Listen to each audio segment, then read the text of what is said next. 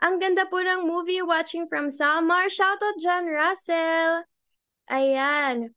True, just don't judge a book by its cover. Sabi ni Prestine Kabunok, ayan, from Facebook page to. Totoo yan, di ba? Kaya kapag nagsasalita tayo, learn how to pause. Pag-isipan talaga muna natin yung mga sasabihin natin, di ba? Kasi kesa makasakit tayo ng damdamin ng mga tao, di ba? Ayan si Alexa watching from Davao City. Marflo Dumaya Sotelo watching via FB Live from ano to, Gimwa, Nueva Ecija? O, sa Nueva Ecija, ayan.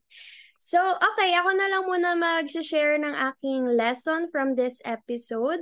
So, ayan, we should learn how to treat everyone equally, 'di ba? Kasi lahat naman tayo tao, lahat tayo may damdamin. So, dapat isipin din natin kung anong mararamdaman ng isang tao sa mga sinasabi natin, 'di ba?